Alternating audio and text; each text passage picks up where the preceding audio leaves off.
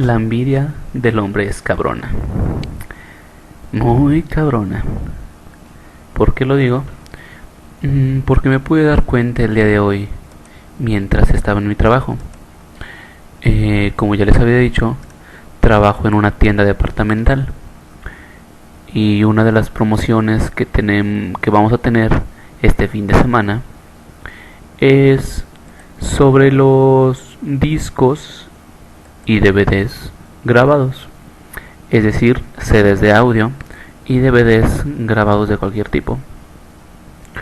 Ahora bien, para esto acondicionamos en cierto lugar, en cierto espacio, varios muebles, varios exhibidores de discos y DVDs para tenerlo todo junto y bien controlado.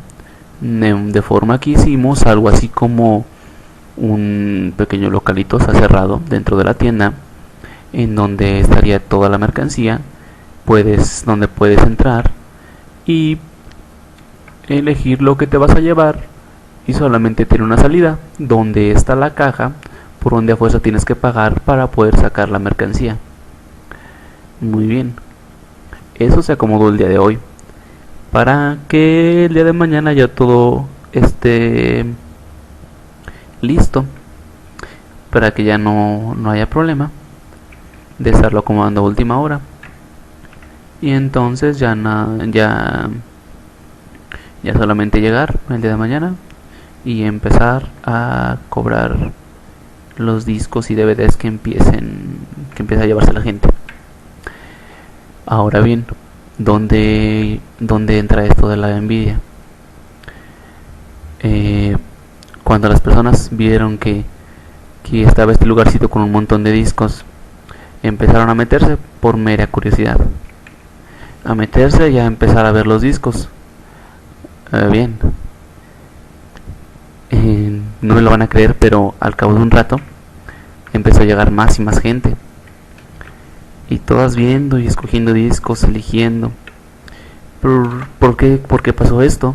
Porque vieron que había gente ya eligiendo discos y cosas de esas. Y ellos vieron y dijeron, ¿por qué? Creo que hay descuentos, hay ofertas, vamos nosotros también a elegir rápido antes de que nos lo ganen. Y se metieron. Total, solamente una o dos personas eran los que escucharon la publicidad en la radio o en la tele de que iba a haber promoción en discos, pero que empezaba el día de mañana. Y eran los que estaban viendo a ver qué había y eligiendo para saber qué se iban a llevar el día de mañana. Todos los demás pensaban que a lo mejor había promoción por ver mucha gente y estaban agarrando discos a más no poder. Hasta que bueno, nos preguntaron y les dijimos que no, es hasta mañana. Y muy tristes dejaron su tiradero ahí y se fueron. A veces parece increíble, pero muchos de los actos que hacemos surgen a partir de la envidia, de una u otra manera. ¿Por qué? Porque como esas personas que veían a más gente buscando y viendo mercancía, a veces nosotros vemos que alguien parece estar encontrando lo que buscaba en determinado lugar y pensamos que lo que nosotros buscamos también va a estar ahí, y es ahí donde nos dirigimos. ¿Cuántas veces no sabemos de casos en donde, por ejemplo, alguien se dedica a determinado oficio y dice un buen día, changos, pero esto en realidad creo que no era lo que yo me quería dedicar? ¿Por qué será esto? Porque cuando eligió a lo que se iba a dedicar, lo hizo porque su amigo, porque su hermano, porque un conocido iba a hacer eso, y a él le llamó la atención simplemente por ver a alguien. Dice un dicho muy conocido: si no ves burro no se te antoja el viaje. Si no ves burro no se te antoja el viaje. Lastimosamente se puede aplicar mucho este dicho, porque generalmente si no vemos, si no tenemos alguna referencia, es muy difícil que tomemos alguna decisión por nosotros mismos. ¿Cuántas veces no No tenemos que esperar a que alguien nos aconseje para poder tomar una decisión. Ejemplo perfecto, los adolescentes. Bueno, dejando de lado que precisamente por su edad y por el tipo de cambios emocionales que están sufriendo, están más desorientados que nadie, más desorientados que un turista norteamericano en un país como Guatemala. Dejando de lado eso, es solo un claro ejemplo.